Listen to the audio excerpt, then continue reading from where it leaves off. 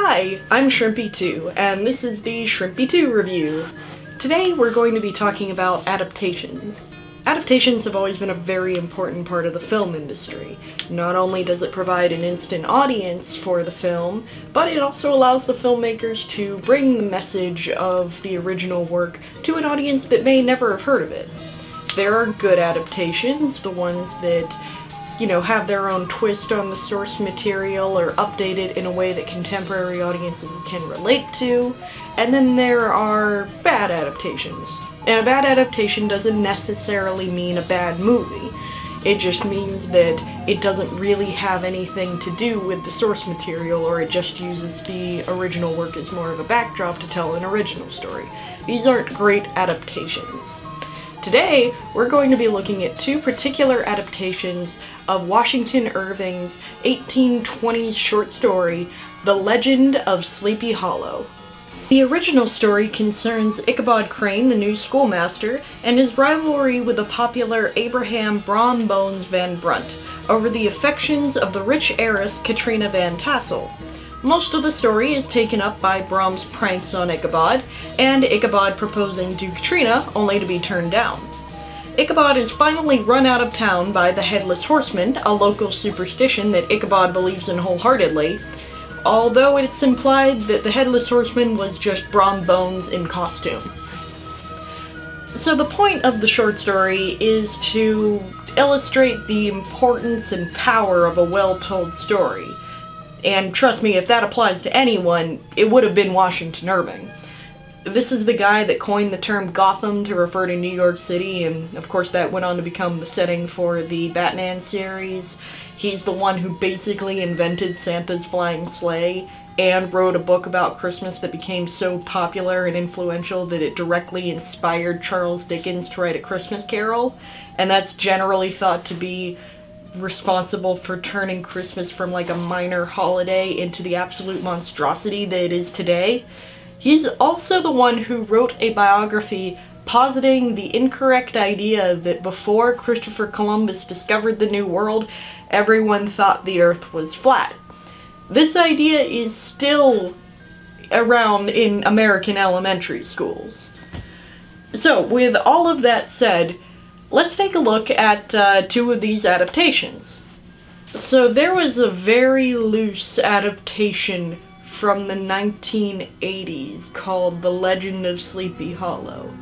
It is a made-for-TV movie starring Jeff Goldblum and a guy named Dick Butkus. And yes, this is in fact the kind of movie that a guy named Dick Butkus would star in. Oh, sorry. It says right here that this is a faithful adaptation of the film. Yeah, I remember all of these things from the original book. Remember all these things from the book? Like an Ichabod who doesn't believe in anything supernatural?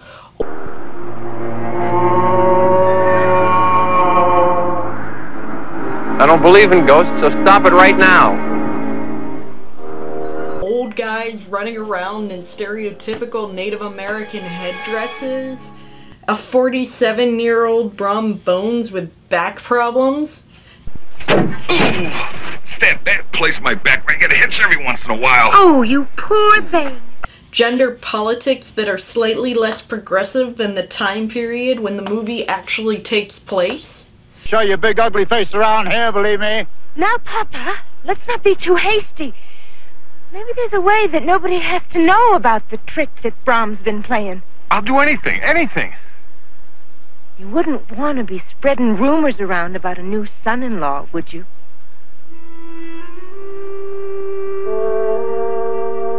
Those that are so angered about not getting the lead role in their community theater's production of Hamlet that they're taking it out on the audience. To avenge myself upon Brom Bones for his treatment of me. And then I shall exorcise the Headless Horseman, casting both into the eternal pit of perdition. Vengeance! I will have vengeance! And of course, a Katrina who's actually into Ichabod. No, that's impossible, sir. I just chased him in here not a minute ago. What? I've been chasing Winthrop. Kiss me. 10 out of 10 more faithful than the book. Actually, it reminds me a lot of an episode of Scooby-Doo. And I would have gotten away with it too if it weren't for you meddling kids and your Jeff Goldblum. Really, I wouldn't even be talking about the 1980 version if it didn't bear a striking resemblance to Tim Burton's 1999 film, Sleepy Hollow. So, if the Jeff Goldblum one was like an episode of Scooby-Doo, then the Tim Burton one is kind of like a Friday the 13th movie. Ichabod Crane is now Johnny Depp and a skeptical police officer that believes in science and reason instead of superstition and witchcraft, which apparently everyone else is into. Yeah, I think Tim Burton mistook early America for Nathaniel Hawthorne's puritanical 1690s, when religious fanaticism and fear of witchcraft was at its peak. So, Ichabod is called to Sleepy Hollow to investigate a series of beheadings that was caused by the 100% real Headless Horseman. And Ichabod is the last to figure this out. Headless Horseman. You must not excite yourself. But it was a Headless Horseman. Of course it was. That's why you're here. No, you must believe me. It was a horseman, a dead one. Headless. I know. You don't know because you were not there. It's all true. Well, of course it is. I told you. Everyone told you. So the policeman and a group of kids have to take the killer's remains to his resting place, but it turns out that there was another bad guy controlling him the whole time. And then, once the horseman turns on the villain is sexually assaulted for all eternity. That is, if we were to take certain not-safe-for-work fan art as being canon. And I do.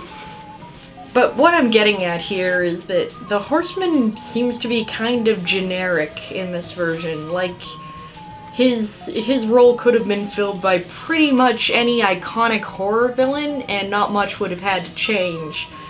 He's completely stripped of the literary significance he had in the story. But why is that? Why is it so often in these adaptations the horseman is real when he was, you know, heavily implied to be fake in the books? Why is Ichabod usually changed from this nerdy, superstitious kind of a jerk into this skeptical and knowledgeable guy who always seems to get the girl? Is it because these movies are made by artistic types who, you know, have strong memories of being bullied by their own Brom Boneses? I mean, I'm sure we've all been there. Did producers think that that angle wouldn't be appealing to a modern audience? No, I don't think so. The 2003 TV show The Office features the well-liked character Tim pranking the socially awkward Gareth just because Tim finds him annoying. This relationship is expanded in their American counterparts Jim and Dwight. Dwight is portrayed as an extremely nerdy and superstitious man. I don't have a lot of experience with vampires, but I have hunted werewolves. I shot one once, but by the time I got to it, it had turned back into my neighbor's dog. And according to numerous YouTube compilations, Jim's pranks taking advantage of Dwight's superstition and gullibility seems to be a major factor in why people like the show. So no, I don't think this relationship is inherently unappealing to a modern audience. But then again, Jim is a perspective character, and we as the audience are meant to relate to him. And even though the legend of Sleepy Hollow is narrated by a disinterested third party, we still experience most of the story through Ichabod. And like him, we're outsiders. Like him, we don't always have the upper hand. And like him, we became fascinated with the story of the Headless Horseman. That's the one thing everyone remembers from that story. It could be that since we identify with Ichabod, we want to see more of our modern sensibilities, like academics not blindly accepting superstitions, in him. And since the Horseman is what captured the public's imagination, it's really no wonder that adaptations change to appeal to modern audiences. So even if these movies aren't that great or even that good, I still appreciate that they tried to update the story for a modern audience. They didn't just transpose it on film with no conception as to the greater themes or motifs. There was effort put into both of them, and that's always something that I can appreciate. And of course, the Tim Burton version has this.